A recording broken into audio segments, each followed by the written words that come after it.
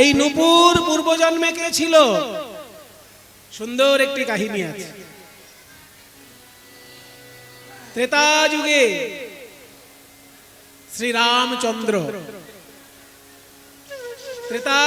রামচন্দ্র যখন সীতা বিরহে ক্রন্দন করছে, ওগো জনক নন্দিনী সীতে, তুমি কোথায় গেলে? তোমার আদর্শনে বুঝি মোর প্রাণ যায়। ওগো মিথিলার রাজকুমারী সীতে।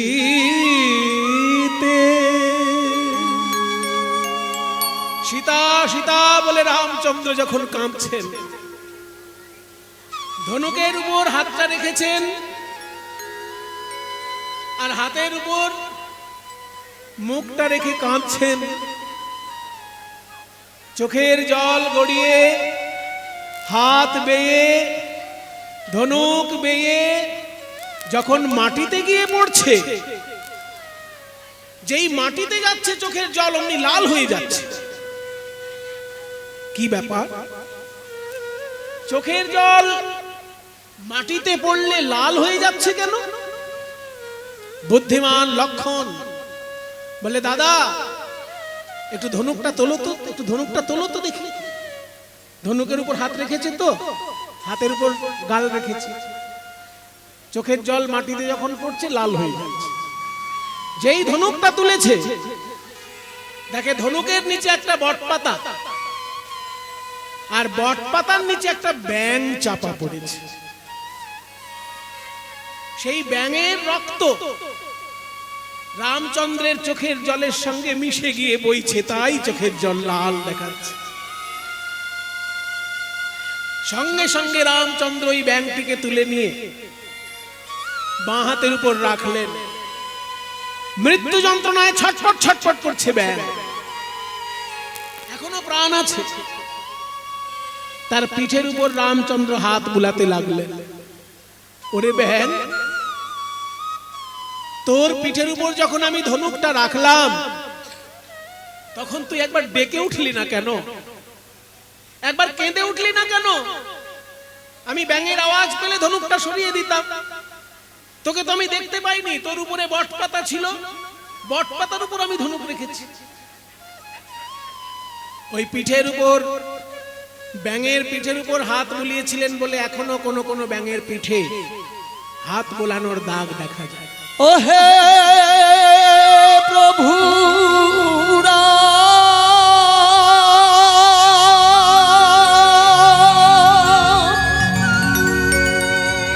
ও হে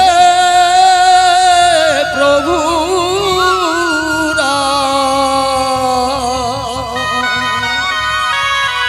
শোনো আমার মিনতি। আমায় যখন সাপে তাড়া করে, তখন আমি রাম রাম বলে ডাকি। সেই রামের ধনুক আমার পিঠে চাপা পড়ে, বলো আমি কার নাম নিয়ে ডাকবো? ও হে প্রভু রাম, প্রভু রাম, প্রভু রাম। প্রভু,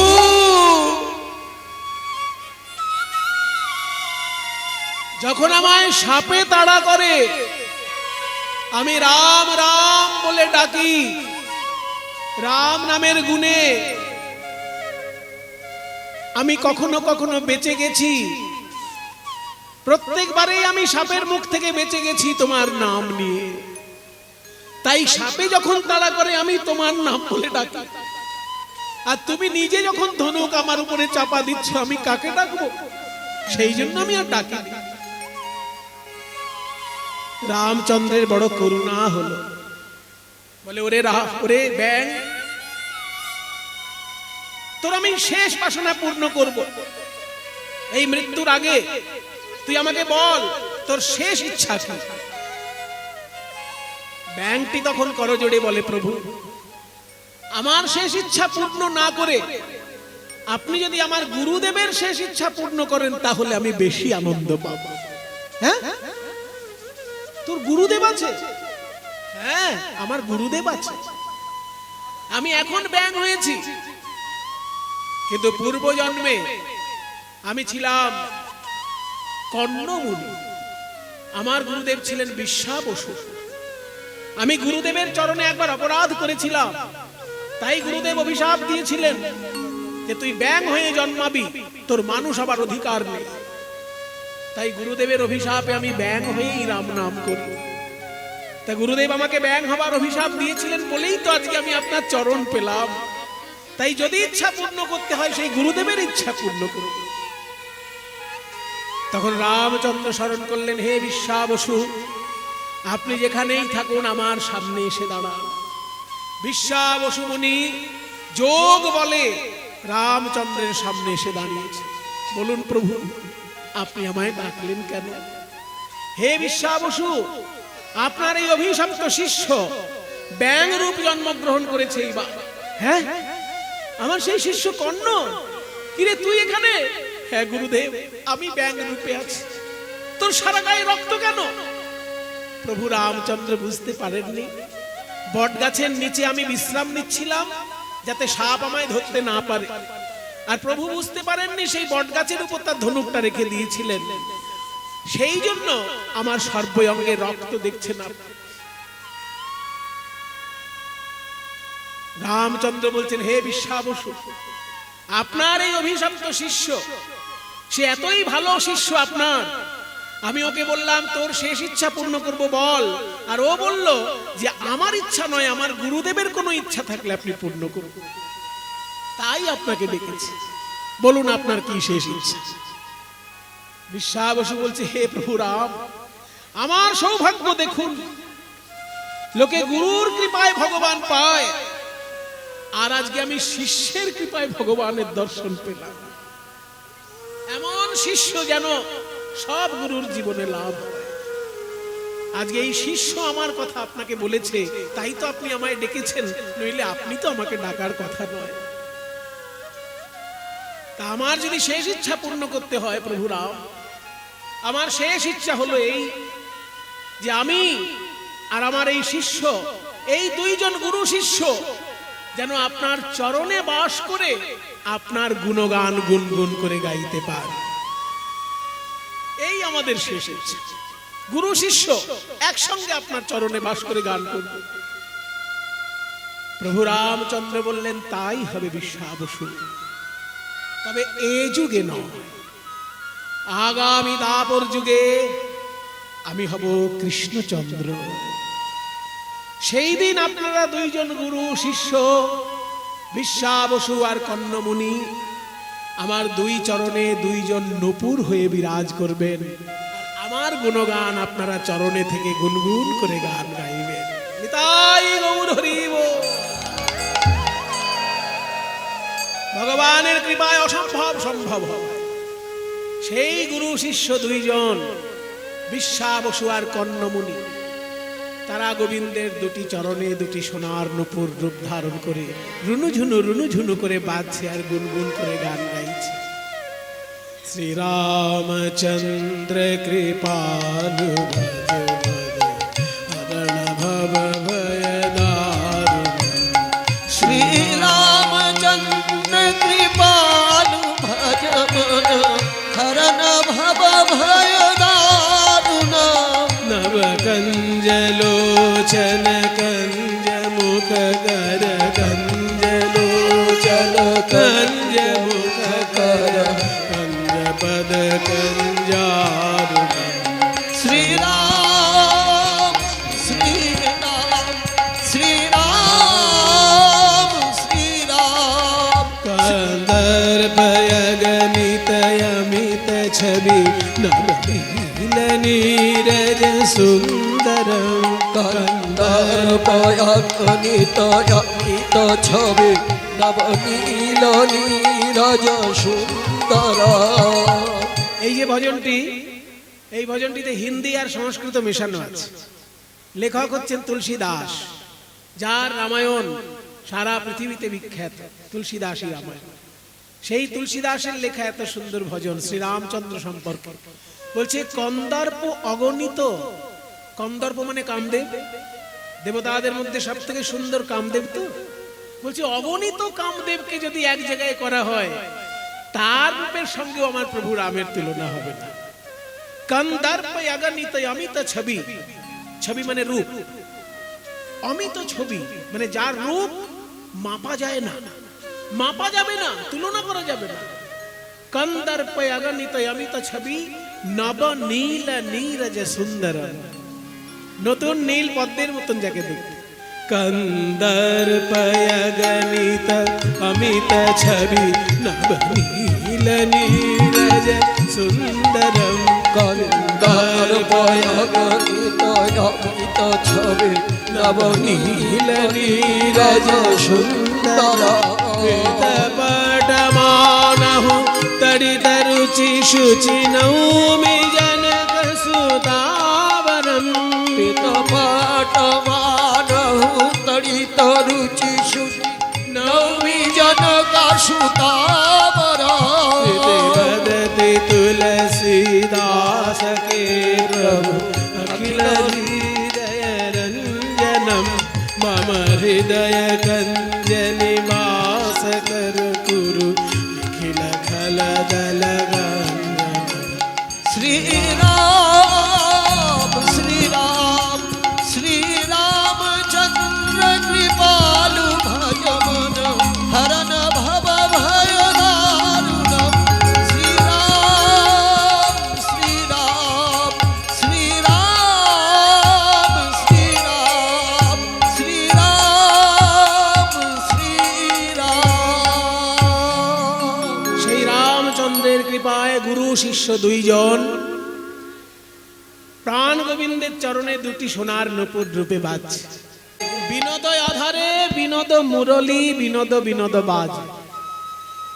এই যে বিনোদ আধারে বিনোদ মুরলী, এই মুরলী পূর্বজন্মে কে? এই মুরলী পূর্বজন্মে স্বয়ং মা সরস্বতী। সরস্বতী যখন শুনতে পেলেন শ্রীকৃষ্ণ গোলক থেকে ভূলোকে আসবেন, তখন তিনিও তপস্যা শুরু করলেন। কৃষ্ণ দর্শন দিয়ে বললেন, বলো সরস্বতী তুমি কি চাও? মা সরস্বতী বলে, হে গোবিন্দ, আপনার ভক্তগণ দুটো জিনিস দিয়ে আপনার সেবা করে। অনেক সেবার উপকরণ আছে, কৃষ্ণ সেবার উপকরণ অনেক, কিন্তু তার মধ্যে প্রধান দুটো সেবার উপকরণ হচ্ছে শাস্ত্র আর সঙ্গীত। শাস্ত্রে বেদব্যাস আপনার সেবা করেছে, সঙ্গীতে নারদ মুনি আপনার সেবা করেছে। শাস্ত্র এবং সঙ্গীত এই দুটো জিনিস কৃষ্ণ সেবার শ্রেষ্ঠ উপকরণ। আর এই দুটো জিনিসই মা সরস্বতীর কাছে থাকে। এক হাতে তিনি গ্রন্থ নিয়ে আছেন, আর এক হাতে তানপুরা বা বীণা নিয়ে আছেন। তাহলে শাস্ত্র এবং সঙ্গীত এই দুটোই তো মা সরস্বতী আমাদের দান করেন। তাই মা সরস্বতী বলছে, আমি আপনার ভক্তগণকে শাস্ত্র শিক্ষা দিয়ে, সঙ্গীত শিক্ষা দিয়ে আপনার সেবায় সহযোগিতা করি। আর আপনি গোলক থেকে ভূলোকে এসে লীলা করবেন, আমি কি আপনার কাছে কিছু চাইতে পারি না? গোবিন্দ বললেন, বলো সরস্বতী তুমি কি চাও? হে গোবিন্দ, রাধারানী যে সুধা আপনার কাছে পান করেন, আমি সেই সুধা চাই। তার মানে রাধারানী আপনার অধর সুধা পান করেন, আমি সেই অধর সুধা আপনার কাছে চাই। গোবিন্দ বললেন, হে সরস্বতী, তুমি আমার ভক্তগণকে সঙ্গীত দিয়ে, শাস্ত্র দিয়ে আমার সেবা করার সুযোগ করে দিয়েছো, তাই তুমি যা চাইবে আমি তাই দেব। কিন্তু সরস্বতী রূপ ধারণ করে তুমি আমার অধর সুধা পাবে না। তুমি বংশীর রূপ ধারণ করে, তুমি মুরলী রূপ ধারণ করে আমার অধরের সুধা পান করবে। লোকে জানবে কৃষ্ণ বাঁশি বাজাচ্ছে, কিন্তু তুমি আমার অধর সুধা পানে আস্বাদনে আনন্দে মত্ত থাকবে। তাই সেই সরস্বতী বংশী রূপ ধারণ করে বা মুরলী রূপ ধারণ করে, বংশী মুরলী বেনু তিনটে আছে কৃষ্ণের। বংশী কাকে বলে, মুরলী কাকে বলে না, হস্তদ্বয়মিতায়ামা মুরলী চারুনাদিনী। কৃষ্ণের যে বাঁশিটি 2 হাত লম্বা, 2 হাত মানে কি, 1 হাত মানে এই যে এই কনুই থেকে আঙুলের আগা পর্যন্ত 1 হাত, মোটামুটি 1.5 ফুট, তাহলে 2 হাত মানে 3 ফুট। 3 ফুট যে বাঁশিটা 2 হাত, তাকে বলে মুরলী। হস্তদ্বয়মিতায়ামা মুরলী চারুনাদিনী। আর বংশী কোনটি না, সপ্তদশাঙ্গুলমিতা বংশীকে তিনি ঘটিতা। যে বাঁশিটি 17 আঙুল লম্বা, 17 আঙুল লম্বা, 8টি ছিদ্র, তাকে বলে বংশী। আর বেনু কোনটা না, পারিকাক্ষ্য ভাবে বেনু দ্বাদশাঙ্গুল দৈর্ঘ্য ভাগ। এগুলো সব রূপ গোস্বামী বলেছেন, নইলে আমরা জানতেই পারতাম। রূপ গোস্বামী লিখেছেন পারিকাক্ষ্য ভাবে বেনু দ্বাদশাঙ্গুল দৈর্ঘ্য ভাগ, অর্থাৎ কৃষ্ণের যে বাঁশিটি 12 আঙুল লম্বা। 1 আঙুল মানে এই গোটা আঙুলটা নয়, কিন্তু 1 আঙুল মানে এই নখ থেকে যে রেখাটা আছে এই কর পর্যন্ত, অর্থাৎ এইখানে 1 আঙুল, 2 আঙুল, 3 আঙুল, একটা আঙুলে 3 আঙুল থাকে। এইটা হচ্ছে 1 আঙুল, এইটা 2 আঙুল, এই হচ্ছে 3 আঙুল। কাজেই 1 আঙুল মানে এইটুকু। এবার মোটামুটি 1 ইঞ্চি, 1 আঙুল মানে ধরে নেওয়া হয় মোটামুটি 1 ইঞ্চি, 4 আঙুলে 4 ইঞ্চি। তাহলে পারিকাক্ষ্য ভাবে বেনু দ্বাদশাঙ্গুল দৈর্ঘ্য ভাগ, অর্থাৎ 12 আঙুল মানে 12 ইঞ্চি, অর্থাৎ 1 ফুট যে বাঁশিটি। বাঁশি যত ছোট হবে আর সরু হবে সেটার আওয়াজ তীক্ষ্ণ হবে, আর বাঁশি যত মোটা হবে বড় হবে তার আওয়াজ গুরুগম্ভীর হবে। তাই কৃষ্ণের কাছে গরুগুলো যখন কাছে থাকে তখন তিনি মোটা বাঁশি অর্থাৎ বড় বাঁশিটি বাজান। এই যে বড় বাঁশি, দেখুন গম্ভীর আওয়াজ।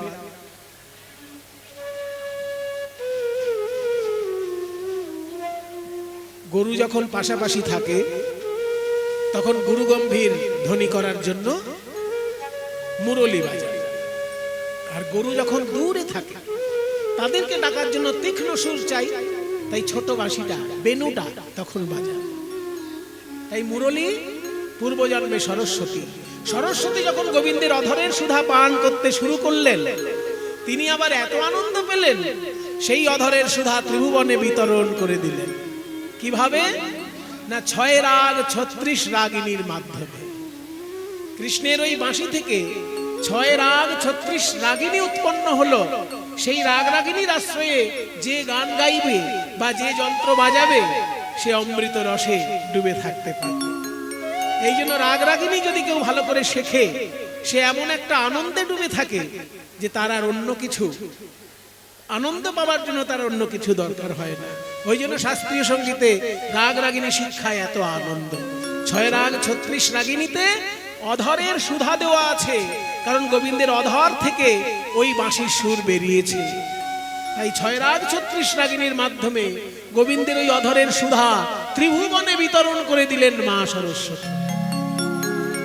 অমুখ মণ্ডল জিতি শারদ সুধাকর তনুরুচি তরুণ তমাল। গানটা এতক্ষণ হলো, প্রথমে ধরাতাল, তারপর কাটা দশকোষী তাল। এবার ব্যাখ্যা। ও মুখমণ্ডল, কেন বলছেন ও মুখমণ্ডল? বলতে পারতেন সেই মুখমণ্ডল।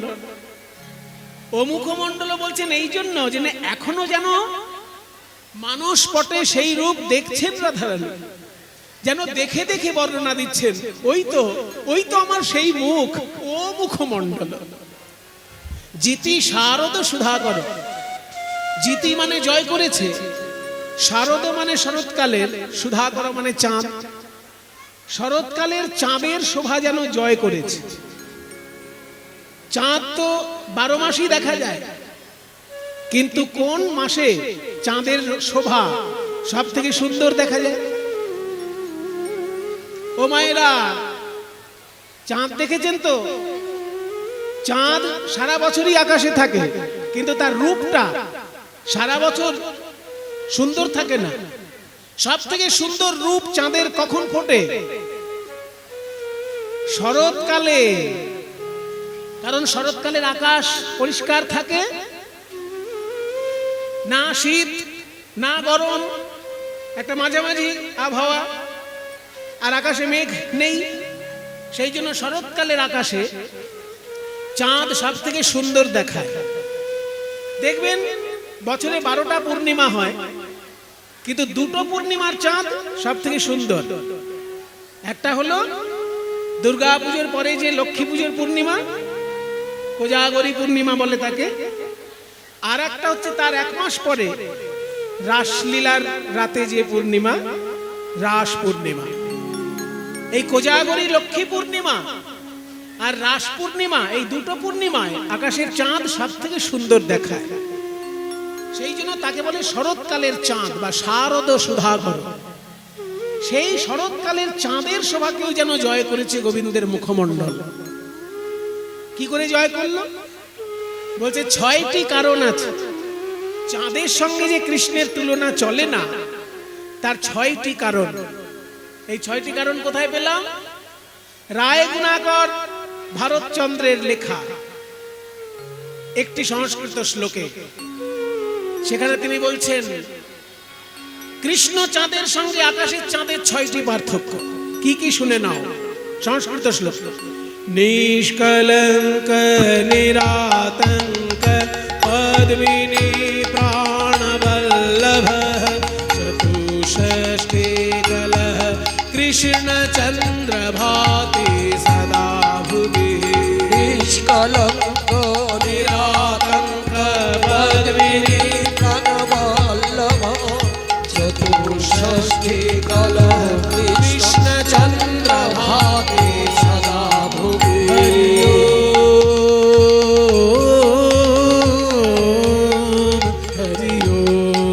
হরি হরি হরি হরি হরি হরি ওম হরি ওম। 6টি পার্থক্য আকাশের চাঁদ আর কৃষ্ণের বদন চাঁদে। প্রথম পার্থক্যটা সবাই জানে, নিষ্কলঙ্ক। আকাশের চাঁদে কালো কালো ছোপ ছোপ দাগ আছে, কলঙ্ক। আর কৃষ্ণের বদন চাঁদে তো ছোপ ছোপ দাগ নেই, নিষ্কলঙ্ক। এটা প্রথম পার্থক্য। দ্বিতীয় পার্থক্য নিরাতঙ্ক। আকাশের চাঁদ আতঙ্কে থাকে যে কখন আমাকে রাহু গ্রাস করে। কিন্তু রাহু গ্রাস করে কথাটা বললে আধুনিক যুগে কেউ আর বিশ্বাস করবে না। আগেকার দিনে বলতো ঠিক আছে, এখন যদি বলা হয় রাহু চন্দ্রকে গ্রাস করে, তাহলে তো কেউ আর বিশ্বাস করবে না। কারণ ছোট ছোট ছেলে মেয়েরা এখন স্কুলে গিয়ে ভূগোল পড়ছে। ভূগোল পড়ে তারা জানতে পেরেছে যে চন্দ্রগ্রহণ যখন হয়, রাহু চাঁদকে গিলে খাচ্ছে না, পৃথিবীর ছায়াটা চাঁদের উপরে গিয়ে পড়ছে। তাই পৃথিবী থেকে মনে হচ্ছে চাঁদকে যেন কেউ গিলে খাচ্ছে। এটা এখন সবাই জেনে ফেলেছে। কাজেই রাহু চন্দ্রকে গ্রাস করে এই কথাটা বললে পরে এখন বিশ্বাস হবে না। কিন্তু সত্যের সঙ্গে বিশ্বাসের কোনো সম্পর্ক নেই। এখানে রাহু মানে কোনো দৈত্য দানব নয়, রাহু মানে নেগেটিভ এনার্জি। যখন চন্দ্রগ্রহণ হয়, পৃথিবীর ছায়া চাঁদের উপর পড়ে, সেই চাঁদের অন্ধকার যখন হয়ে যায়, নিশ্চয়ই সেখানে একটা নেগেটিভ এনার্জি কাজ করবে। তাহলে রাহুকে যেমন চাঁদ ভয় পায়, আধুনিক যুগে চাঁদ আবার ভয় পায় বিজ্ঞানীদেরকে। কারণ বিজ্ঞানীরা নিত্য নতুন বোম আবিষ্কার করছে না, অ্যাটম বোম, হাইড্রোজেন বোম, এইসব বোম আবিষ্কার করছে বিজ্ঞানীরা। চাঁদ সবসময় ভয়ে আছে যে কখন না বিজ্ঞানীরা আমার এইখানে এসে একটা বোম ফাটিয়ে দেয়। সেই জন্য চাঁদ আগে ভয় পেত রাহুকে, এখন চাঁদ ভয় পায় বিজ্ঞানী, ভয় তার কমেনি। রাহু যদি নাও থাকে তবু চাঁদের ভয়। তাই চাঁদের আতঙ্ক আছে, কিন্তু কৃষ্ণ বদনের কোনো আতঙ্ক নাই। সেই জন্য নিষ্কলঙ্ক নিরাতঙ্ক দ্বিতীয় পার্থক্য। তৃতীয় পার্থক্য কি না, পদ্মিনী প্রাণবল্লভ। আকাশের চাঁদ আকাশে থাকে, কিন্তু তার প্রিয়তমা একটি ফুল এই পৃথিবীতে থাকে, তার নাম শালুক। সূর্যের প্রিয়তমা পদ্ম ফুল, আর চাঁদের প্রিয়তমা হচ্ছে শালুক ফুল। শালুক ফুলকে কৌমুদী বলে, কুমুদ বলে। আকাশের চাঁদের আলো যখন শালুক ফুলে এসে পড়ে তখন শালুক ফুল প্রস্ফুটিত হয়। ওই জন্য চাঁদের আলোকে বলে কৌমুদী, আর শালুক ফুলকে বলে কুমুদ থেকে কৌমুদী। তাহলে আকাশের চাঁদ তার প্রিয়তমা শালুক ফুল পৃথিবীতে থাকে, কিন্তু কৃষ্ণের প্রিয়তমা হচ্ছে রাই কমলিনী। পদ্ম ফুল কখনো চাঁদের প্রিয়তমা নয়, পদ্ম ফুল সূর্যের প্রিয়তমা, আর শালুক ফুল হচ্ছে চাঁদের প্রিয়তমা। কিন্তু রাই কমলিনী, রাই রূপী পদ্ম ফুল, সে যেন কৃষ্ণ চাঁদের প্রিয়তমা। তাই পদ্মিনী প্রাণবল্লভ। চতুর্থ পার্থক্য কি না, চতুষ্ষষ্টি কলা। আকাশের চাঁদে আছে 16 কলা, আর কৃষ্ণ চাঁদ আমার 64 কলায় পরিপূর্ণ।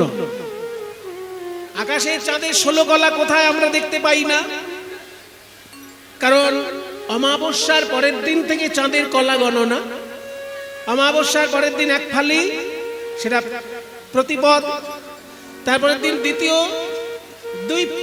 দ্বিতীয়া, তৃতীয়া, চতুর্থী, পঞ্চমী করতে করতে পূর্ণিমা পর্যন্ত 15 কলা হলো। তাহলে 16 কলায় চাঁদ পূর্ণ কি করে না, আকাশের চাঁদে 15 কলা রয়েছে, আর 1 কলা চাঁদ শিবের জটায় রয়েছে। জটাধারী বাবা কি জয়। তাহলে শিব ঠাকুর হচ্ছেন জটাধারী, তার জটায় 1 ফালি চাঁদ, আর আকাশের চাঁদে পূর্ণিমায় 15 ফালি মিলে একটা চাঁদ। এদিকে 15 আর ওদিকে 1, দুটো মিলে তবে 16 কলায় পরিপূর্ণ। আকাশের চাঁদ 16 কলায় পরিপূর্ণ, আর কৃষ্ণ চাঁদ 64 কলায় পরিপূর্ণ। এখানে 64 কলা বলতে 64টা গুণাবলী, 64টা গুণ কৃষ্ণ ছাড়া বিশ্ব ব্রহ্মাণ্ডের কারোর মধ্যে নাই। শাস্ত্র বলছে একটা মানুষের মধ্যে একাধিক গুণ হতেই পারে। দেখবেন এমন মানুষ অনেক আছে, পড়াশোনাও ভালো করছে, চাষবাসও ভালো করছে, গাড়িও ভালো চালাচ্ছে, অনেক কিছু গুণ একজনের মধ্যে থাকতে পারে, কিন্তু 50টার বেশি গুণ মানুষের মধ্যে থাকবে না। মানুষের মধ্যে সর্বাধিক গুণ 50টি, আর দেবতার মধ্যে সর্বাধিক গুণ 55টি। আর শ্রেষ্ঠ দেবতা নারায়ণ, তার মধ্যে গুণ 60টি। সেই 60টি গুণ শ্রীকৃষ্ণের মধ্যে তো আছেই। নারায়ণের 60টি গুণ শ্রীকৃষ্ণে আছে, তাছাড়াও কৃষ্ণের নিজস্ব গুণ 4টে অতিরিক্ত। সেই 4টি গুণ হচ্ছে লীলা প্রেমণা প্রিয়াধিক্য মাধুর্য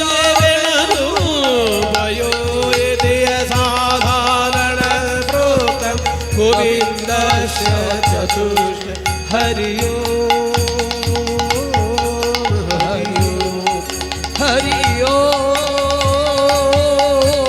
হরি ওম হরি ওম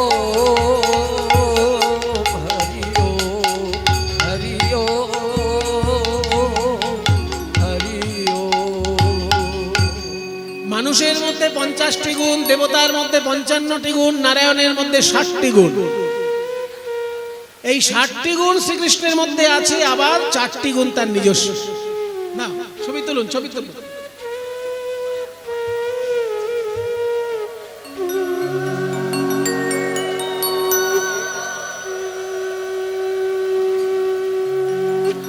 সেই 4টি গুণ তার নিজস্ব কি কি না, লীলা,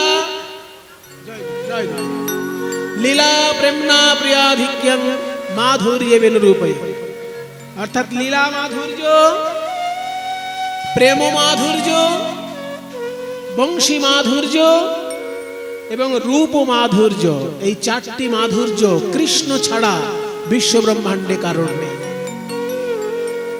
লীলা মাধুর্য মানে হরি বল।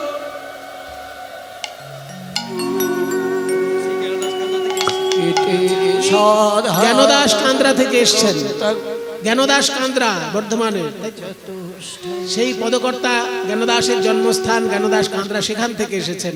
যাক, হ্যাঁ, জয়ধ্বনি দিবেন সবাই, নিতাই গৌর হরি বল। এতে সাধারণ গোবিন্দ চতুষ্টয় হরিও হরিও হরিও হরিও হরিও হরিও হরিও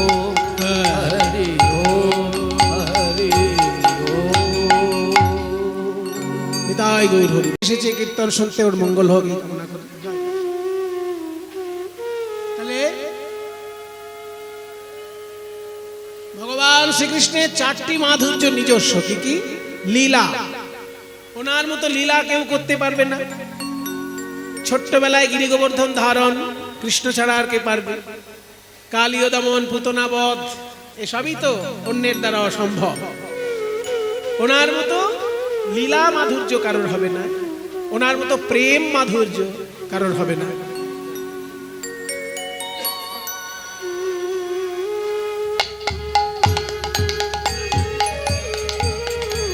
আর ওনার মতো বাঁশি বাজানো কারোর দ্বারা হবে না, ওনার মতো রূপও কারোর হবে না। সেই জন্য আজকে প্রাণ গোবিন্দ চাঁদের সঙ্গে তুলনা হলো না। চতুর্থ কারণ হচ্ছে 64 গুণাবলী, আর আকাশের চাঁদে রয়েছে 16 কলা, 64 কলা হলো। এইবার পঞ্চম পার্থক্য কি? কৃষ্ণচন্দ্র ভাতি সদা। আকাশের চাঁদ সবসময় শোভা পায় না, কিন্তু ভক্তের হৃদয় আকাশে কৃষ্ণচন্দ্র সব সময় শোভা পায়। ষষ্ঠ পার্থক্য কি? কৃষ্ণচন্দ্র ভাতি সদা ভুবি। ভুবি মানে পৃথিবীতে। আকাশের চাঁদকে ধরতে গেলে আকাশে যেতে হবে, কিন্তু কৃষ্ণ চাঁদের যদি কেউ চরণ ছুঁতে চায়, এই পৃথিবীতেই গুরুদেবের দেওয়া মন্ত্র ঠিক ঠিক জপ করলে তার হৃদয়ে কৃষ্ণ চাঁদ এসে উদয় হয়। এই পৃথিবীতেই কৃষ্ণ চাঁদের ছোঁয়া পাওয়া যাবে। কৃষ্ণচন্দ্র ভাতি সদা ভুবি। তাই 6টি পার্থক্য কৃষ্ণ চাঁদের সঙ্গে আকাশের চাঁদের। তারপর কি দেখলি? চূড়ে চারু শিখণ্ড কমণ্ডিত মালতী মধুকর মা। কৃষ্ণের মাথায় যে চূড়াটা, তারে চারু, চারু মানে সুন্দর। চূড়ে চারু শিখণ্ড মানে ময়ূরের পালকটা খুব সুন্দর দেখতে, মণ্ডিত, সেটা দ্বারা শোভিত রয়েছে। মালতী মধুকর মাল, মালতী ফুলের মালা দিয়ে মাথায় ঝুঁটি বাঁধা আছে, আর তাতে আবার ভ্রমরগুলো এমন ভাবে সারিবদ্ধ ভাবে বসে আছে যেন মনে হচ্ছে মালতী ফুলের উপর একটা ভ্রমরেরও মালা আছে। আরে কি বাচু চুড়ে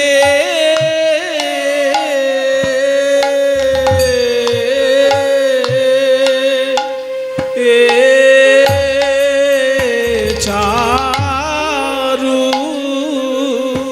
আরে কি বাচু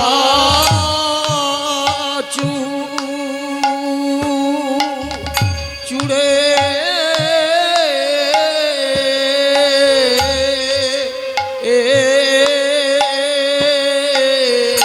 চারু,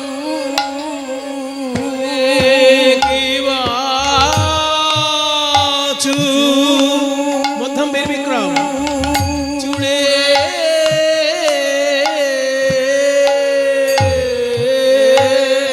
তাই না কত শোভা লাগে চূড়ার উপর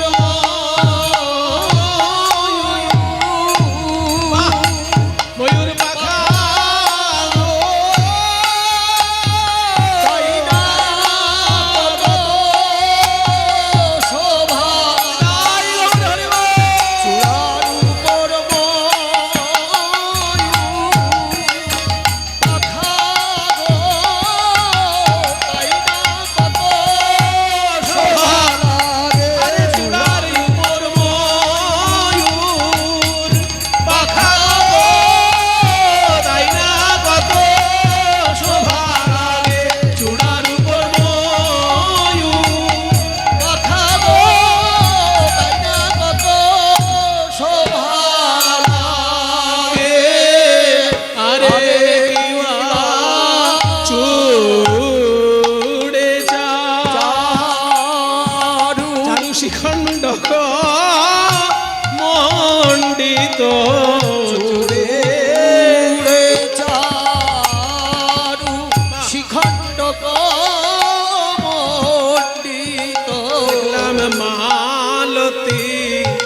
মধুকর মাল রে।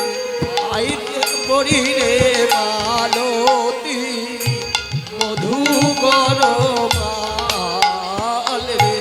আহা মরি রে মালতী, দেখলাম ভ্রমর পাতি পাতি পাতি পাতি সারি সারি বসেছে গো মালতী ফলে ভ্রমর ঝাঁকে ঝাঁকে। গোবিন্দে চরণ কমল মধু পিবে বলে তারা প্রেমানন্দে গুন গুন করে গো চরণ মধু পাবে বলে তারা প্রেমানন্দে গুন গুন করে গো চরণ মধু পাবে বলে প্রেমানন্দে গুনগুন করে গো। চরণ কমলে পাবে বলে প্রেমানন্দে গুনগুন করে গো। চরণ কমল মধু পিবে বলে ভ্রমর পাতি পাতি পাতি বসেছে গো মালতী মধু কর মাল রে।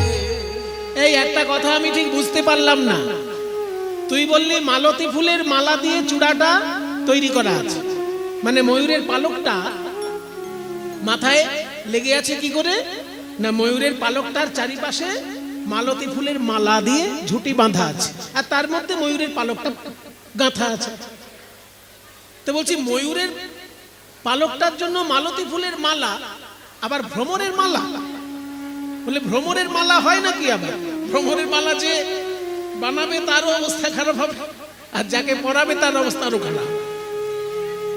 বলে শোনো, এখানে ভ্রমরের মালা মানে কি সুচ সুতো দিয়ে মালা বানানো, তা নয়।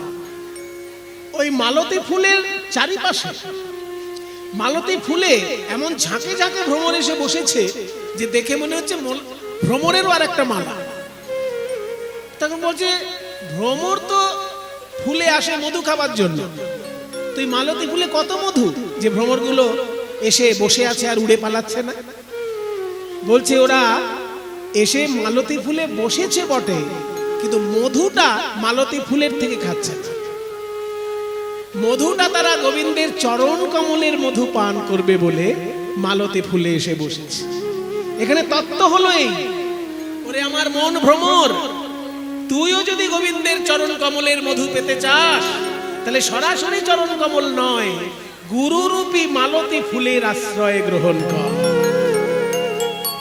গুরুরূপী মালতী ফুলের আশ্রয় গ্রহণ করলে তুইও গোবিন্দের চরণের ওই কমল মধু পান করতে পারবি। তারপর কি দেখলি? তারপর কি দেখলাম? ধনী ধনী বনি নব নাগরকা। ধনী ধনী মানে ধন্য ধন্য। এখানে ধনী বানান ধয় বফলা দন্ত নয় হসি নয়। ধনী তিনটে বানান তিনটে মানে, ধয় বফলা দন্তের নয় হসি, ধনী মানে শব্দ, আবার ধ দন্তের নয় দীর্ঘী, ধনী মানে সম্পদশালী বড় লোক, আর শুধু ধ দন্তের নয় হস্যি, এই ধনী মানে ধন্য। ধনী ধনী এগুলো হস্যি দিয়ে লেখা, মানে ধন্য ধন্য। ধনী ধনী বনি মানে সুন্দর, ধন্য ধন্য, এত সুন্দর ভাবে সাজিয়েছে কৃষ্ণকে। বনি নবনাগর কান, ধনী ধনী বনি বনি নব নাগর কান সখী, ধনী ধনী ধনী বনি নব নাগর কান সখী, বনি জগতে সেও তো ধনী, যে রূপ সাজাইছে ধনী ধনী বনি। বৃন্দাবনে সেও তো ধনী, যে রূপ সাজায়েছে ধনী ধনী বনি।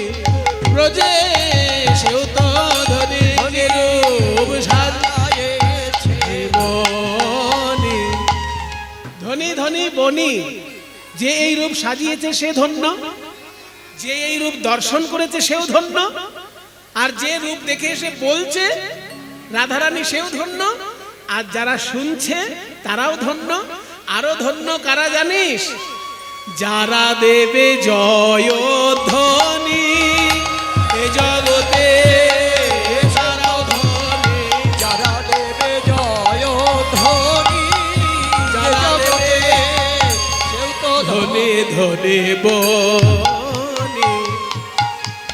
বনি নাগর কার সখী ধনী ধনী। যারা ওই রূপের কথা শুনে জয়ধ্বনি দিচ্ছে তারাও ধনী। ধনী ধনী বনি নব নাগর কান। ধনী ধনী বনি নবনাগরকা, ধনী ধনী বনি নবনাগরকা, ধনী ধনী বনি নবনাগরকা। ধনী ধনী ধনী ধনী ধনী ধনী ধনী ধনী ধনী ধনী। ধনী ধনী বনি নবনাগরকা। রহই ত্রিভঙ্গ ত্রিভুবন মনমোহন। রহই ত্রিভঙ্গ ত্রিভুবন মনমোহন।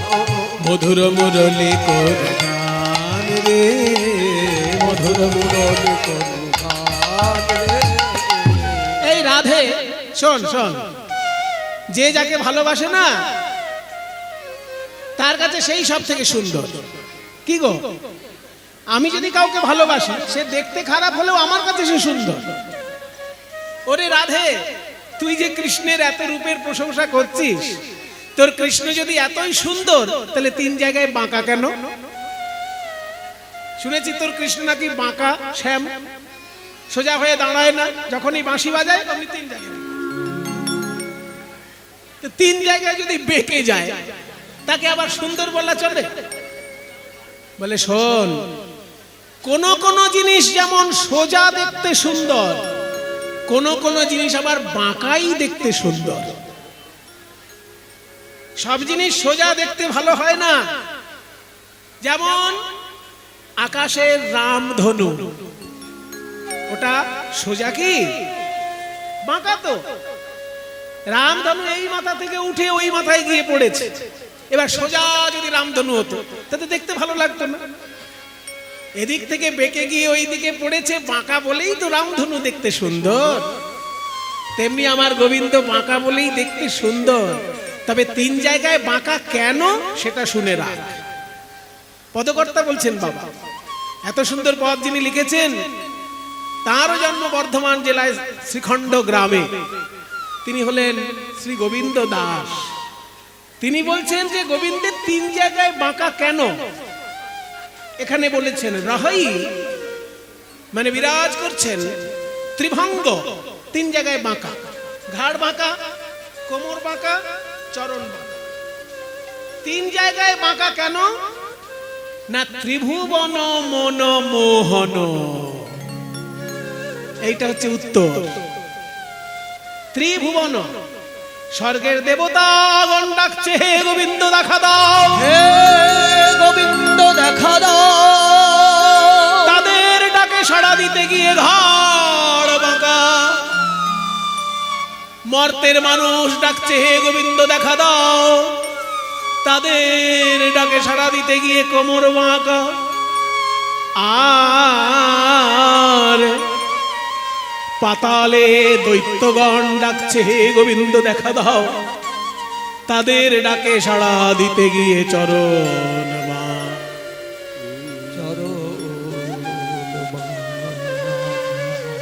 স্বর্গের দেবতা, মর্তের মানুষ, পাতালে দৈত্যগণ এই ত্রিভুবনের মন হরণ করতে গিয়ে তার তিন অঙ্গ বাঁকা।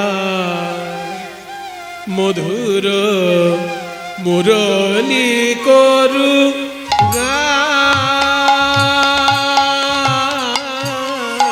মধুর মুরলী করু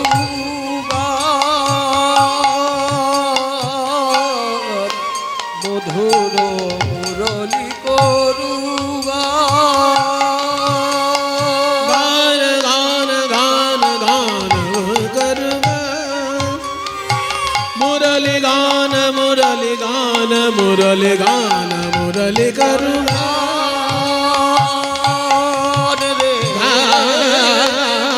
গান রে মুরলি করুণা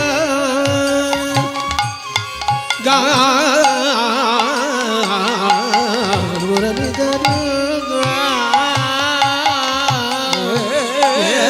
মধুর মুরলি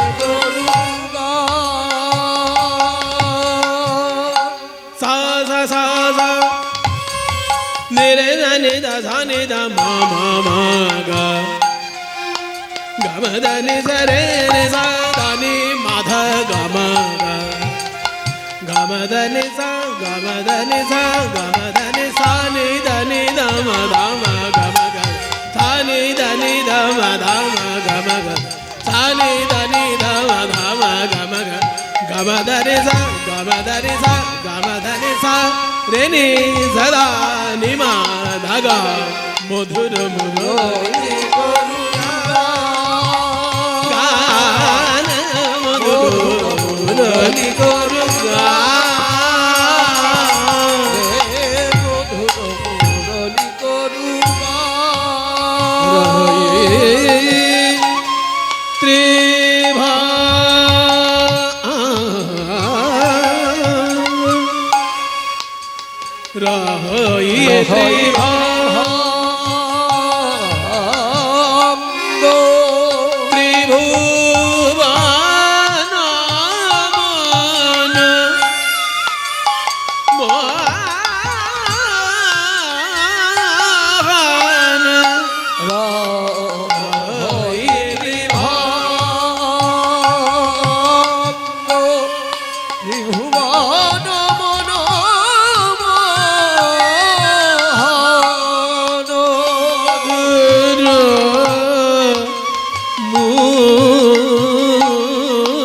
মুরলি করুণা মধুর মুরলি করুণা মুরলি গান মুরলি গান মুরলি মুরলি গান মুরলি গান মুরলি মুরলি গান মুরলি গান মুরলি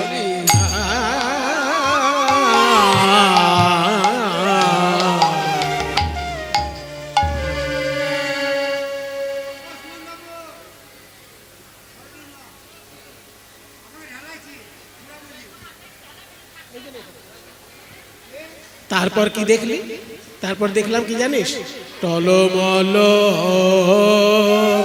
আলো অলকা আয়া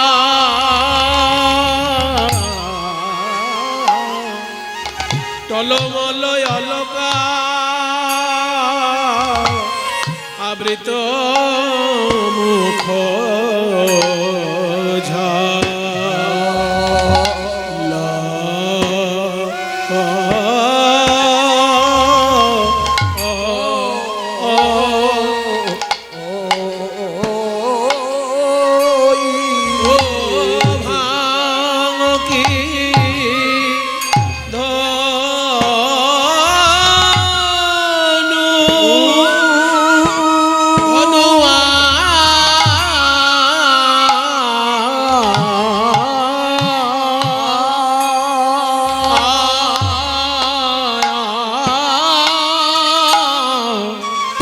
ধনু এই সমাজ না শোভ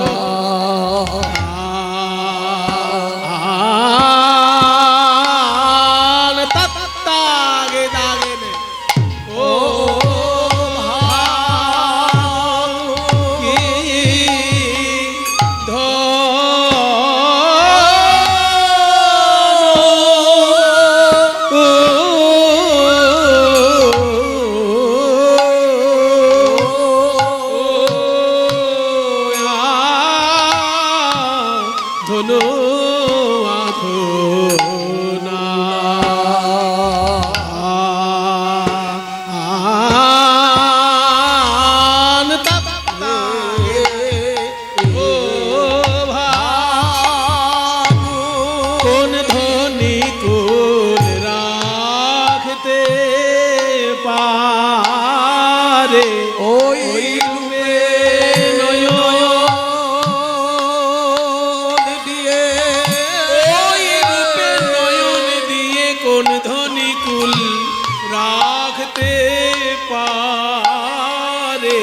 ওই রূপে দিয়ে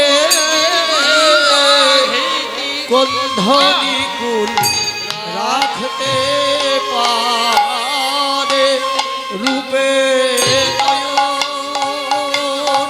মায়েরা তুলো ধরে দাও গো। কুল রাখতে পারে রূপে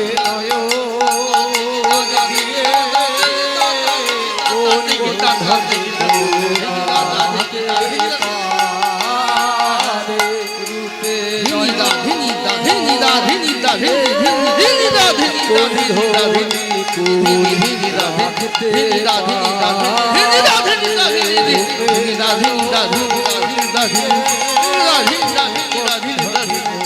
রাখতে পারে রূপে নয়ন দিয়ে কোন ধনী কুল রাখতে পারে রূপে রূপে নয়ন দিয়ে কোন ধনী কুল রাখতে পারে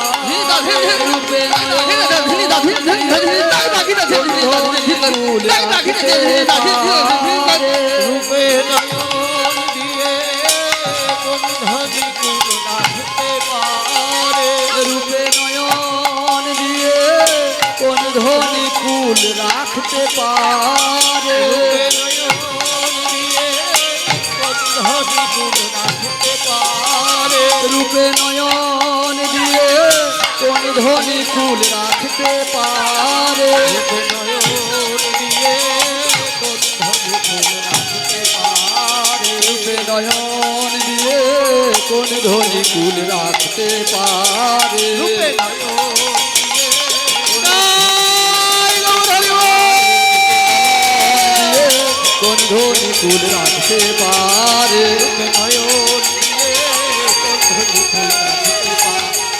রূপে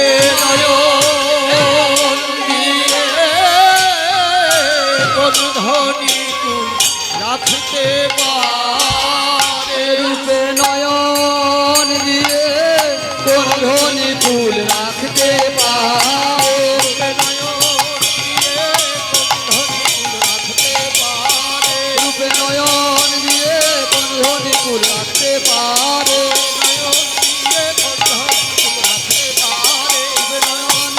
কোন ধনী কুল রাখতে পারে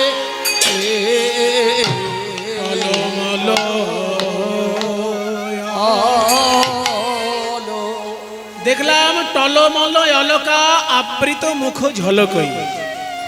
অলকা কাকে বলে? অলকা, ও মায়েরা অলকা কাকে বলে? বসো। আমার বড় দিদির নাম অলকা চক্রবর্তী। আমরা 4 ভাই 3 বোন, তো তার মধ্যে বড় দিদির নাম অলকা, আর মেজ দিদির নাম গীতা, ছোট দিদির নাম অনিমা। 4টে ভাই, বড়দাদা স্বপন ভট্টাচার্য, মেজদা অনিল ভট্টাচার্য, শেষদা সৌমেন ভট্টাচার্য, আর আমি ছোট সুমন ভট্টাচার্য। তাহলে এই যে আমাদের বড় দিদির নাম অলকা চক্রবর্তী। তাহলে অলকা মানে কি? কীর্তনের মধ্যে অলকা কথাটা এসেছে। টলমল অলকা আবৃত মুখ ঝলক। তো অলকা জিনিসটা কি রে বাবা? বলে না অলকা তিলকা। ওই তো অলকা তিলকা বলে, তো তিলকের কাছাকাছি কিছু একটা হবে। শোনো, শুনে নাও আজকে অলকা কাকে বলে। যাদের কোঁকড়ানো চুল, যাদের কোঁকড়ানো চুল, চুলটা আঁচড়ানোর পর যে গোল গোল হয়ে চুলগুলো কপালের ধারে ধারে বেরিয়ে থাকে, তাকে বলে অলকা। হ্যাঁ, যাদের কোঁকড়ানো চুল তাদের ভালো বোঝা যায়। চুলটা আঁচড়ানোর পর গোল গোল হয়ে যে কপালের ধারে ধারে চুলগুলো বেরিয়ে থাকে, সেটাকে বলে অলকা। তো গোবিন্দের যখন মাথায় ঝুঁটিটি বাঁধা হয়েছে, তারও তো কপালের চারিধারে গোল গোল হয়ে চুলগুলো বেরিয়ে আছে। বৃন্দাবনের মৃদুমন্দ পবনে ওই চুলগুলো যখন ধীরে ধীরে উড়ছে না, ওই দিকে তাকালে আমার যেন সব বন্ধন ছিন্ন হয়ে যাচ্ছে। টলমল অলকাবৃত মুখ ঝলকই ভাঙ্গি ধনুয়াধুনা। বলছে অলকাটা কপালের চারিদিকে রয়েছে, তাতে মুখটা ঝলমল করছে, সুন্দর লাগছে। আর অলকার ঠিক নিচে দেখলাম ভুরু। এই দুটো ভুরু মাঝখানে জুড়ে গেছে। কৃষ্ণের ভুরু দুটো মাঝখানে জুড়ে গেছে, তাই দেখে মনে হচ্ছে যেন একটা ধনুক কেউ রেখে গেছে। ভাঙা, ভাঙা মানে ভুরু, ভাঙা কি ধনুয়া, ধুনান মানে ধনুকে যেন টঙ্কার দিয়েছে। বলে ধনুকে যদি টঙ্কার দিতে হয় তাহলে তো বান লাগবে, বান কই? বলছে ভুরুটা যদি ধনুক হয় তার বান কোনটা জানিস? দুটি নয়ন যেন তীক্ষ্ণ বান। ওই নয়ন বান আমার হৃদয়ে বিদ্ধ হয়ে আমার জাতি কুলের যে বন্ধন, সেই বন্ধনকে যেন ছিন্ন করে দিল। আমার যে কুলব্রত, এই ব্রতের বন্ধনকে যেন ছিন্ন করে দিল ওই নয়ন বাহান। কুলবতী বরত বিমোচন লোচন, কুলবতী বরত বিমোচন লোচন, কুলবতী বরত বিমোচন সখী রে।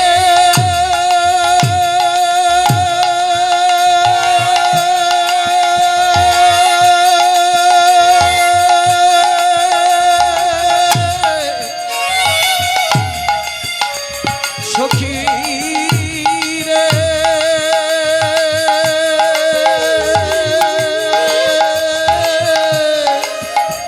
সখী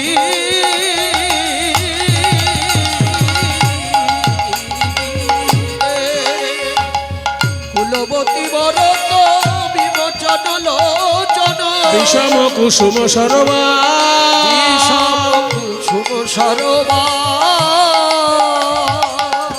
আমার সকল বন্ধন ছিন্ন কইলে, আমার সকল বন্ধন ছিন্ন কইলে, ওই নয়নবানের সন্ধানে সকল বন্ধন ছিন্ন ওই কইলে, নয়নবানের সন্ধানে আমি আর যে ঘরে রইতে নারী, নয়নবানের সন্ধানে আর যে ঘরে রইতে নারী, নয়নবানের সন্ধানে আমি আর যে ঘরে রইতে নারী, আমার সকল বন্ধন ছিন্ন কইলে, বিষম কুসুম সরোবা। তারপর কি দেখলি? ভুরুটা হলো তার ধনুক, আর তার দুটো নয়ন হচ্ছে তীক্ষ্ণ বাণ। তাহলে নয়নের ভুরুর নিচে নয়ন, নয়নের নিচে কি দেখলি? নয়নের ঠিক নিচে দেখলাম তার ঠোঁট দুটো। ঠোঁট দুটো দেখে কি মনে হচ্ছে জানিস? যেন লাল টকটকে ঠোঁট। আর লাল টকটকে বলে বাঁধুলি ফুলের সঙ্গে ওর বন্ধুত্ব আছে মনে হলো। বাঁধুলি বন্ধু অধর। বাঁধুলি ফুল যেমন লাল টকটকে দেখতে, তেমনি আমার গোবিন্দের অধর যেন লাল টকটকে। ও মা, বাঁধুলি ফুলে মধু আছে, আমার গোবিন্দের অধরেও হাসি রূপী মধু যেন ঝরে পড়ছে। বাঁধুলি বন্ধু অধরে মধু মা খলো রে,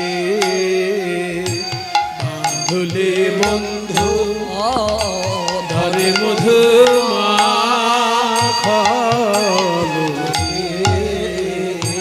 বাঁধুলি বন্ধু। বলি যে দেখেছে সে ভুলেছে, ভুলেছে বাঁধুলি বন্ধু। যে দেখেছে সে ভুলেছে, সেই ভুলেছে বাঁধুলি রূপ যে দেখেছে সেই ভুলেছে, আমি একা নই যে দেখেছে সেই ভুলেছে, আমি একা নই যে দেখেছে সেই ভুলেছে, আমি একা নই বৃন্দাবনে যে দেখেছে সেই ভুলেছে, সেই ভুলেছে। আমি যে দেখেছে, যে দেখেছে সেই ভুলেছে, রূপ যে দেখেছে, যে দেখেছে সেই ভুলেছে। আহা সেই ভুলেছে, না নয় আমি একা নই। বাঁধুলি বন্ধু, বাঁধুলি বন্ধু অধ মধু মাখলো বাঁধুলি বন্ধু ধরে মধু মাখলো মধুর মধুর হাস রে মধুর মধুর মৃদু হাস রে মধুর মধুর মৃদু হাস রে মধুর মধুর মধুর মৃদু হাস রে जो छुया এই শোন এই শ্রীধাম বৃন্দাবনে এই শ্রীধাম বৃন্দাবনে লোকে আগে কথা বলে বলে তবে হাসে আমার বধূ কথা কই আমার বধূ কথা কই আমার বধূ কথা কই আমার বধূ কথা কই আমার বধূ কথা কই রে মধুর মধুর মৃদু হাস রে এই শ্রীধাম বৃন্দাবনে লোকে আগে কথা বলে বলে পরে হাসে আমার বধূ কথা কই মধুর মধুর হাস রে বধূ কথা কই মধুর মধুর হাস রে जो छुया মদে মদন মদ মন্থরে ছুয়া মনে মদন মদ মন্থর जो छुया মদে মদন মদ মন্থরে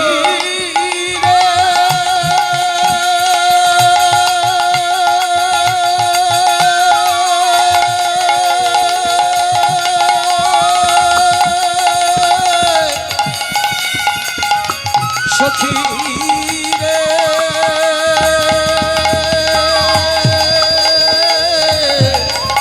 সখী जो छुया মদে মদন মদ মন্থর ঘনতহি গোবিন্দ দাস হর তহি গোবিন্দ দাস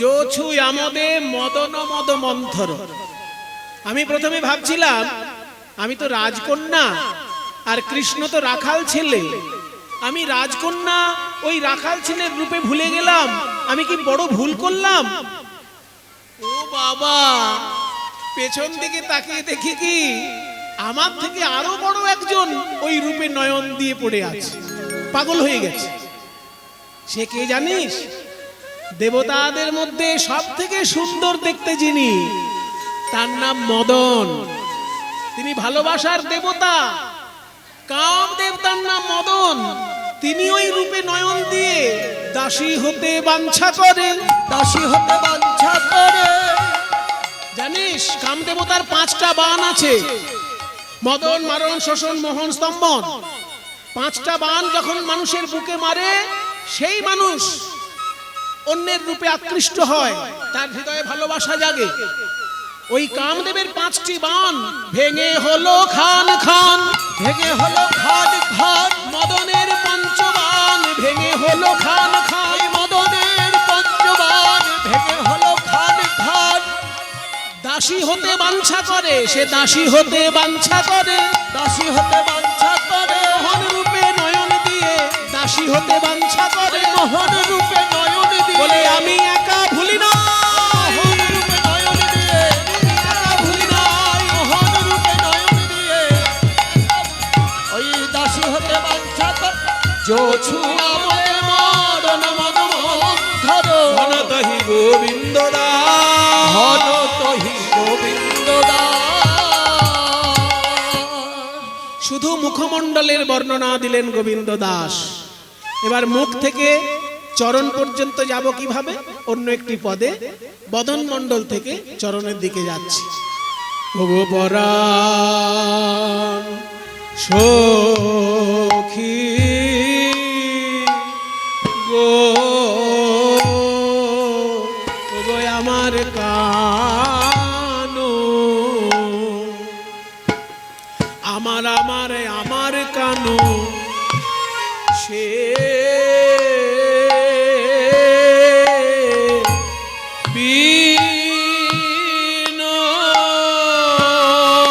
বিনোদ রা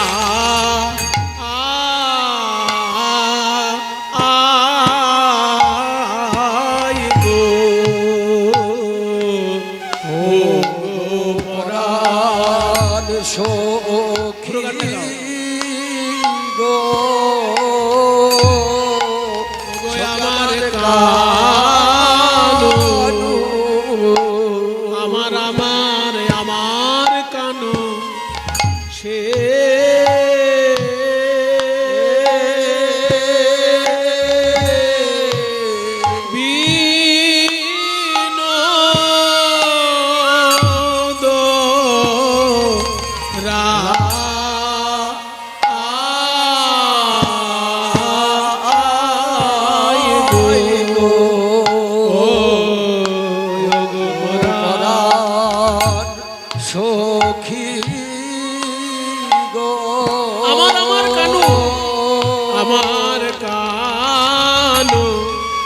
এই কথা গরব করে দাগি দাধেই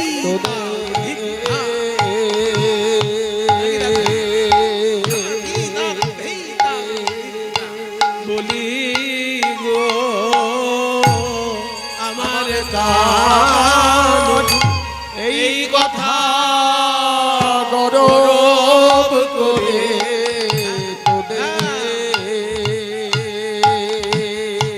তোদের কাছে বলি ওই রূপ দেখে কে ধৈরাজ ধরে এমন কুলবতী কেবা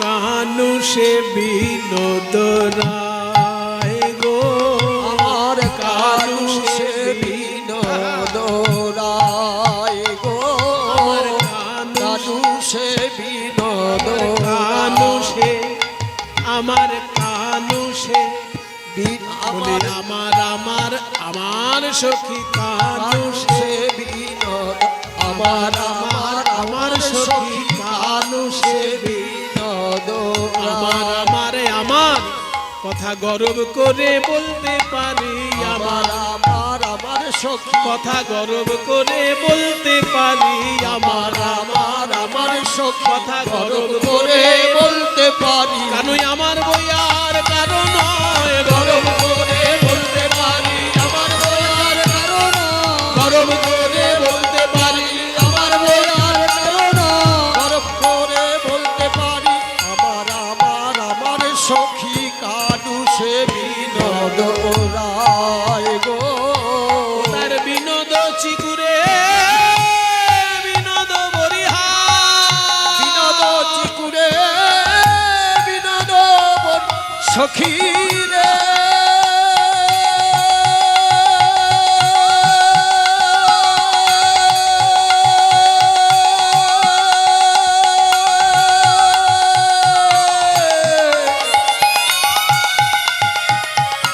সখী রে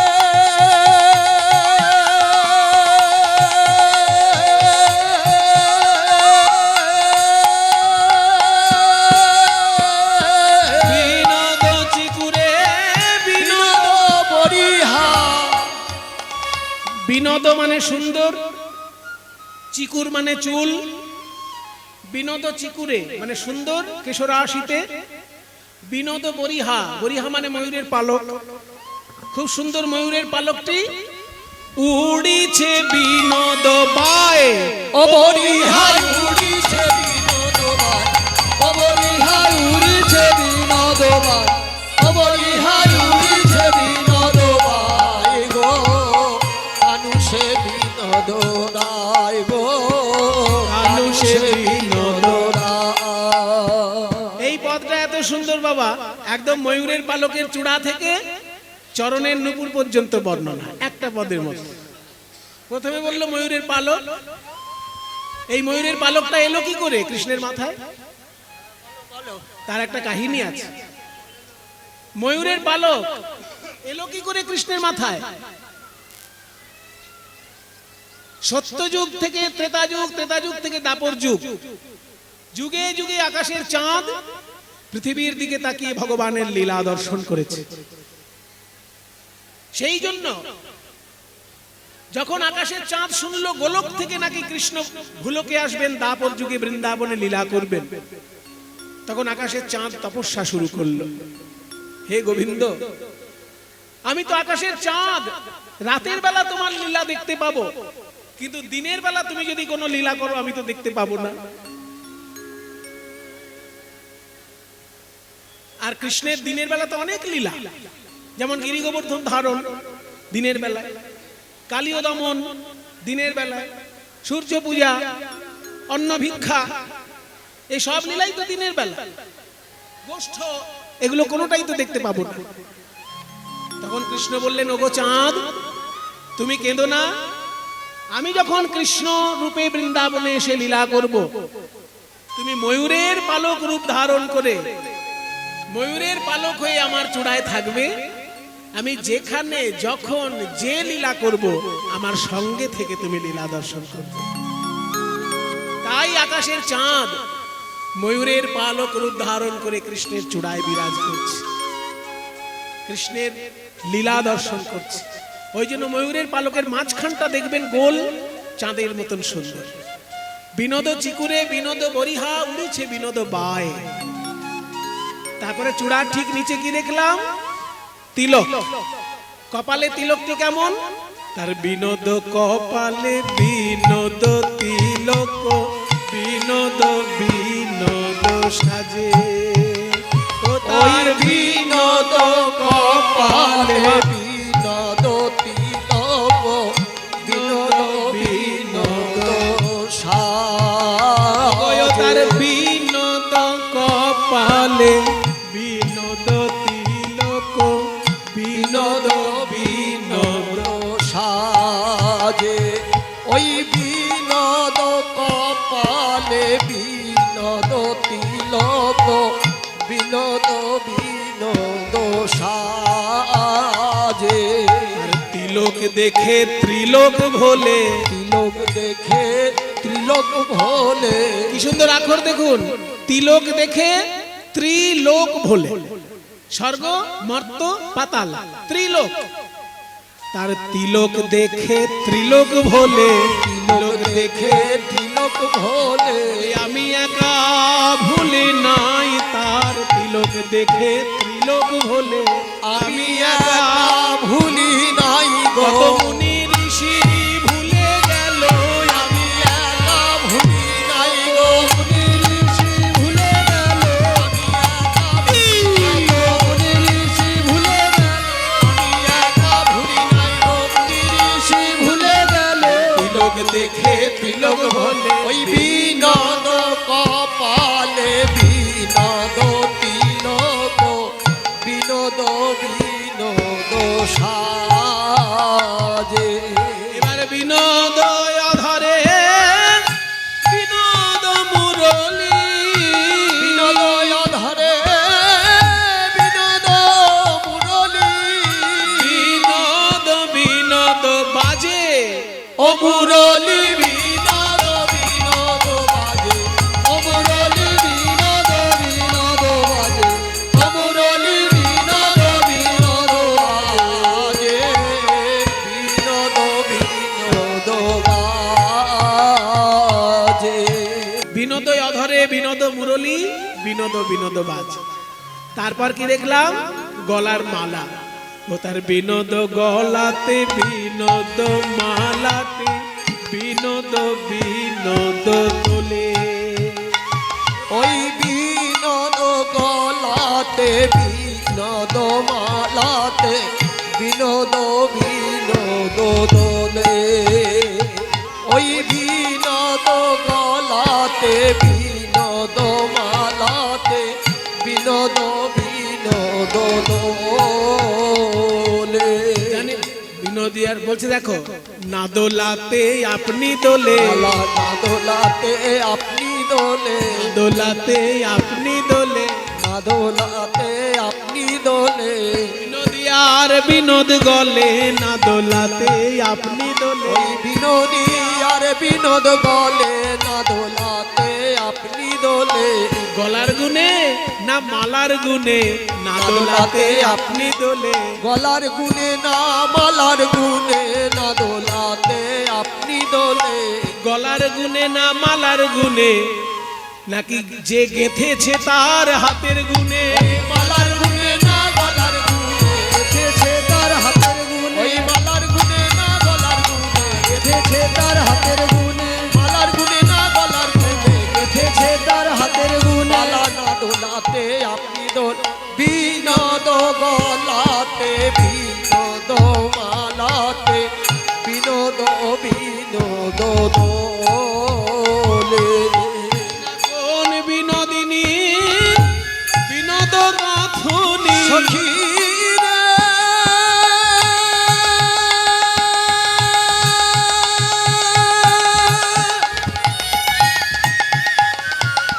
সখী রে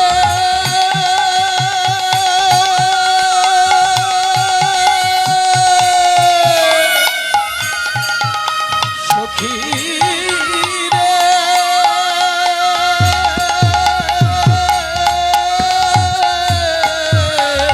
কোন বিনোদিনী বিনোদ গাথুনি, বিনোদ মালা গেথেছে বিনোদ ফুলে, বিনোদ মালা গেথেছে বিনোদ ফুলে, বিনোদ মালা গেথেছে বিনোদ ফুলে, বিনোদ মালা গেথেছে বিনোদ ফুলে, গেথেছে বিনোদ ফুলে।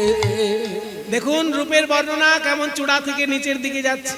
চূড়া বলল, তিলক বলল, মালা বল, বাঁশি বলল, মালা বলল।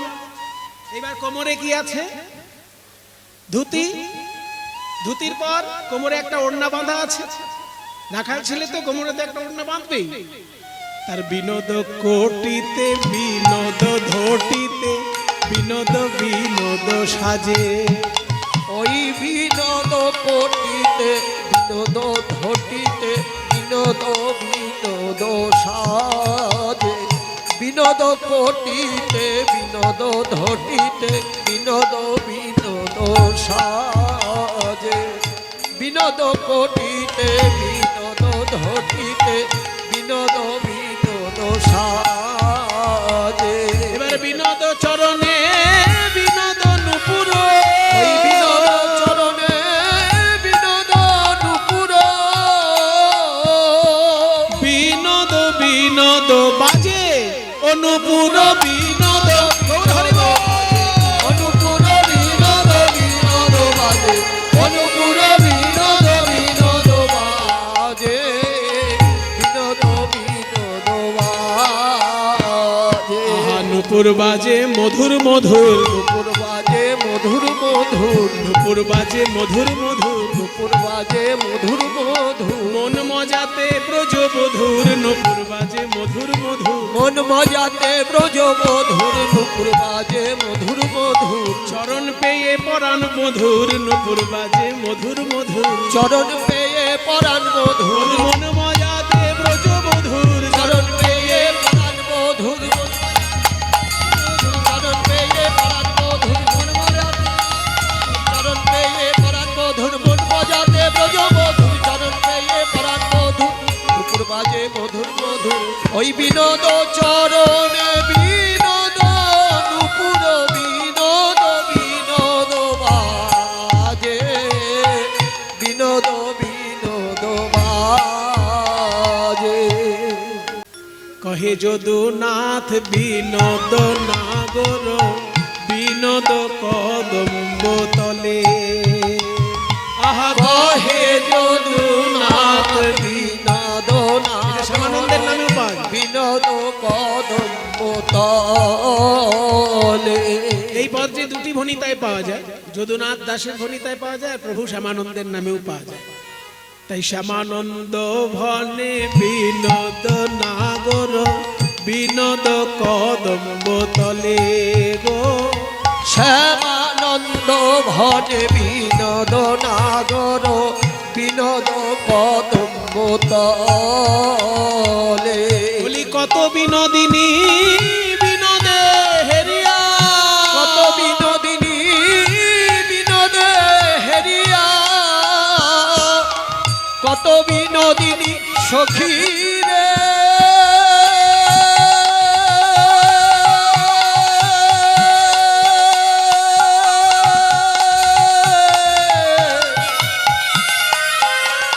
সখী রে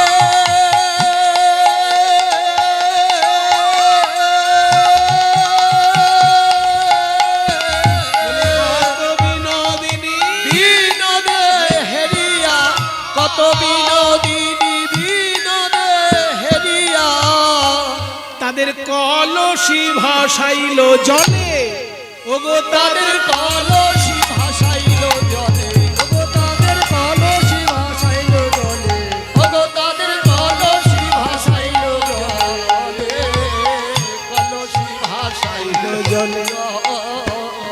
বৃন্দাবনের কত গোপিনী ওই রূপে নয়ন দিয়ে, আমি একা নই, তাদেরও সোনার কলসি জলে ভাসিয়েছে।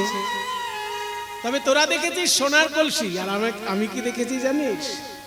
সোনার কলসি নয়, মাটির কলসি নয়, ভাসালো জলে। ভাসালো জলে, তাদের কুল কলসি ভাসালো জলে, কুল কলসি ভাসালো জলে, কুল কলসি ভাসালো জলে, কুল কলসি ভাসালো জলে, কুলে গোবিন্দ মেলে না বলে ভাসালো জলে, কুলে গোবিন্দ মেলে না বলে ভাসালো জলে, কুলে গোবিন্দ মেলে না বলি আকুল প্রাণে না কাঁদিলে, কুলে গোবিন্দ মেলে না বলে, কুল প্রাণে না ডাকিলে, কুলে গোবিন্দ মেলে না বলে আকুল প্রাণে না ডাকিলে, কুলে গোবিন্দ মেলে না বলে, আকুল প্রাণে না ডাকিলে, কুলে গোবিন্দ মেলে না বলে বলি ভাসালো জলে। ওই কত বিনোদিনী বিনোদে হেরিয়া, কলসি ভাসাইল জলে, কলসি ভাসাইল জলে। এইবার আমার যে পদ গাইব অন্তিম পদ, সইত রে বলি গো, তোরা আমার আপন জনা, তাই তোদের কাছে মনের কথা বলি, বলি গো। মনোরঞ্জন বাবু শেখানো, এক লাইন দাস করে এক লাইন ডোভা। বিনোদ নাগর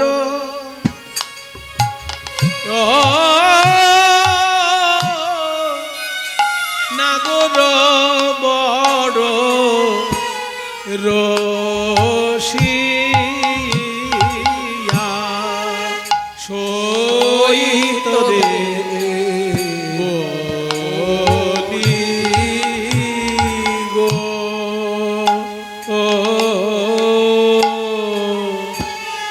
বিনোদ নাগর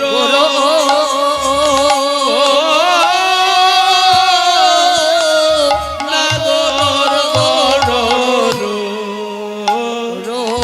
রসিয়া,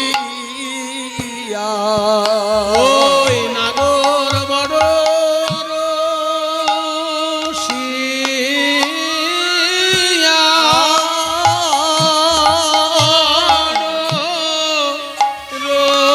রসিয়া, নাগর বড় রসিয়া, নাগর নাগর বড় রসিয়া, বিনোদ নাগর বড় রসি, বিনোদ নাগর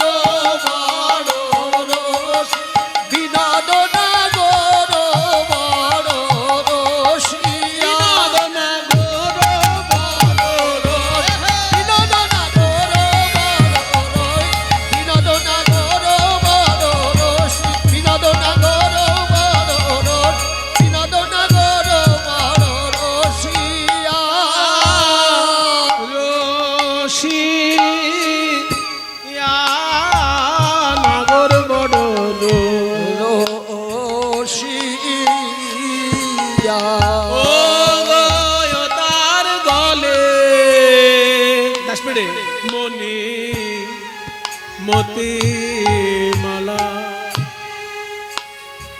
নীলদ মাগো বেড়া গো আবার চূড়াটি বেঁধেছে বামে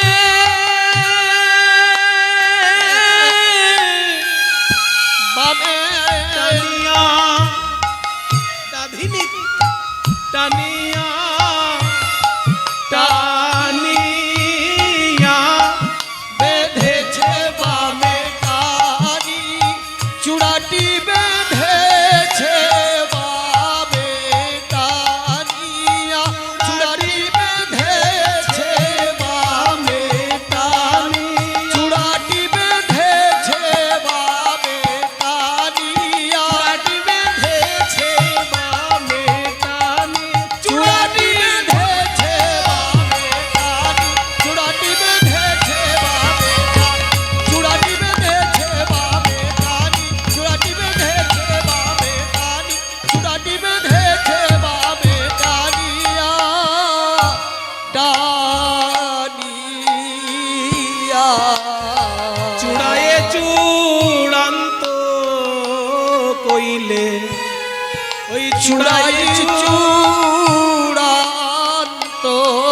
কইলে আমারে কুলকুল দুকুল গেল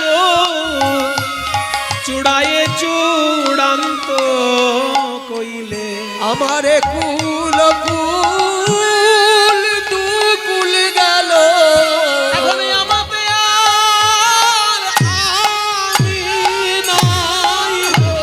আমারে কুল কুল দুকুল গেল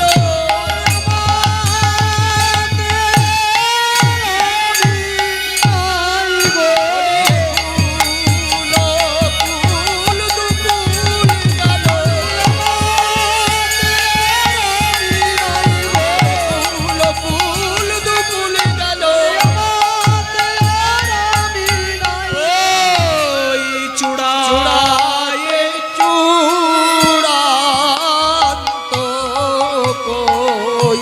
এবার লোফা বাঁশি কিবা মন্ত্র জানে বাঁশি কিবা মন্ত্র জানে বাঁশি কিবা মন্ত্র জানে বাঁশি কিবা মন্ত্র জানে শ্যামের বাঁশি শ্যামের বাঁশি শ্যামের বাঁশি কিবা মন্ত্র জানে বাঁশি কিবা মন্ত্র জানে অবলারে বিধে প্রাণে গো বাঁশি কিবা মন্ত্র জানে অবলার বিধে প্রাণী গো শ্যামের বাঁশি কিবা মন্ত্র জানে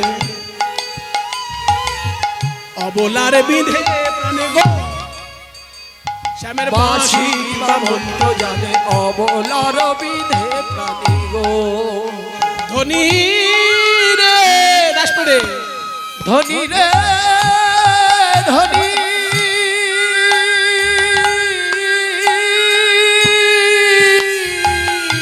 বাঁশিয়া রাধিনী বাঁশিয়া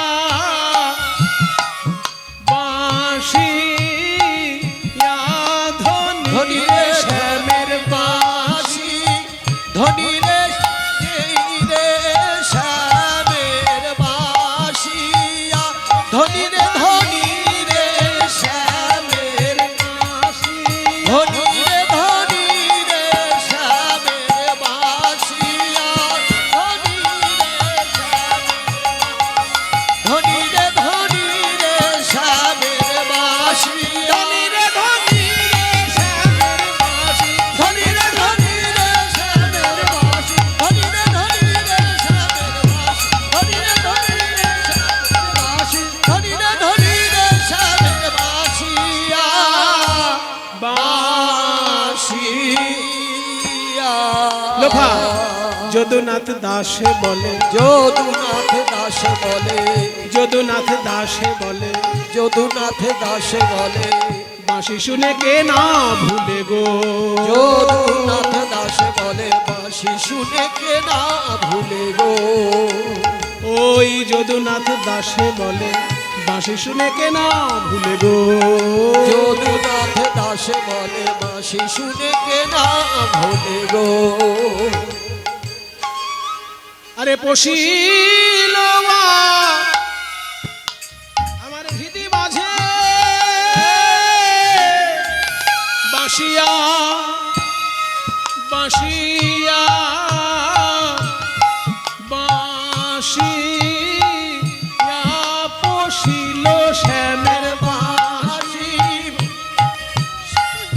ইলো শ্যামের বাঁশি পশিল হৃদয়ে শ্যামের বাঁশি পশিল হৃদয়ে শ্যামের বাঁশি পশিল হৃদয়ে শ্যামের বাঁশি পশিল হৃদয়ে শ্যামের বাঁশি পশিল হৃদয়ে শ্যামের বাঁশি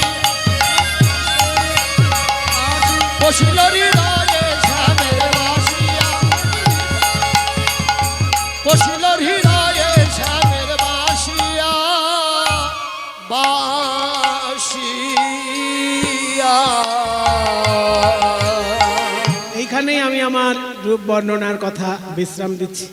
যে কহিলাম বলি যে কহিলাম রূপের কথা, কথা ভালো কথা ভালো কথা, কিন্তু আর কব না আর কব না যে কহিলাম রূপের কথা বড় ভালো কথা কথা আর কব না কব না কেন?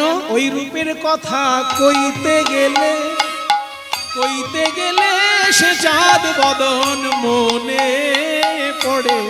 ওই রূপের কথা কইতে গেলে সে চাঁদ বদন মনে তাই আর তো কথা কইতে নারী সে চাঁদ বদন মনে পড়ে। তাই আর তো কথা কইতে নারী বদন মনে হলো, তাই আর তো কথা কইতে নারী বদন মনে হলো, আর তো কথা কইতে নারী বদন মনে হলো আর তো কথা কইতে নারী বদন মনে হলো, আর তো কথা কইতে নারী কথা কইতে নারী যে কহিলাম রূপের কথা সে তো ভালো কথা, কিন্তু আর কব না।